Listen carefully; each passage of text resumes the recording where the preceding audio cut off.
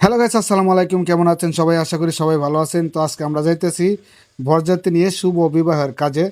তো জামাইয়ের গাড়িতে জায়গা হয় না বলে আমরা চলছি উটো দিয়ে। তো পুরো ভিডিওটা দেখবেন, ব্লগটা দেখলে আশা করি ভালো লাগবে।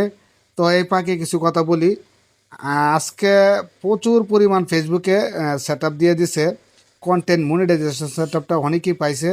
তো আমি এখনো পাই নাই, সবাই আমার জন্য দোয়া করবেন আর পুরো ব্লগটা দেখার জন্য সবাইকে অনুরোধ রইল। তো গ্রামের মনোরম পরিবেশ কার না ভালো লাগে? এত সুন্দর একটি পরিবেশ, ভিডিও বানাইতেছে আর যাইতেছি।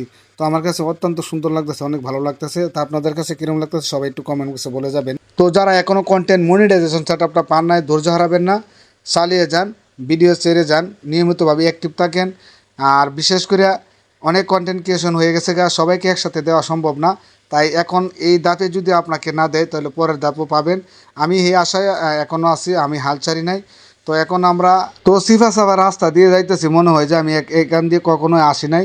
তো ভাঙ্গা রাস্তা, তো যাকে যুগে দিতেছে অনেক ব্যথা পাইতেছি, তারপরেও বিয়ে খাইতে যাইতেছি, তো একটু আনন্দের বিষয় আছে।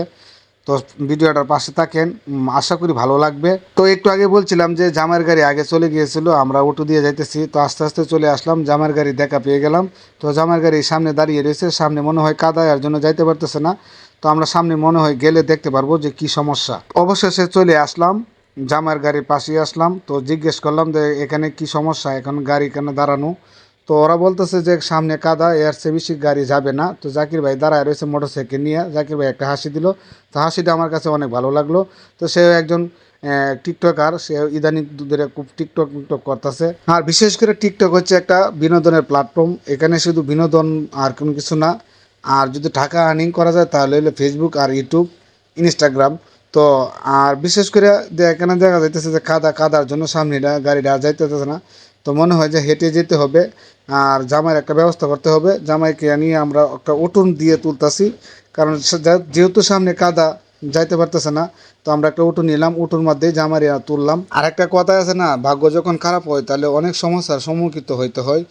তো বিশেষ করে সকালবেলা যে বৃষ্টি হয়েছিল, ওই বৃষ্টির কারণে অতিরিক্ত কাদা হয়ে গেছে, যার কারণে গাড়িটা সামনের দিকে যাইতে পারতেছে না।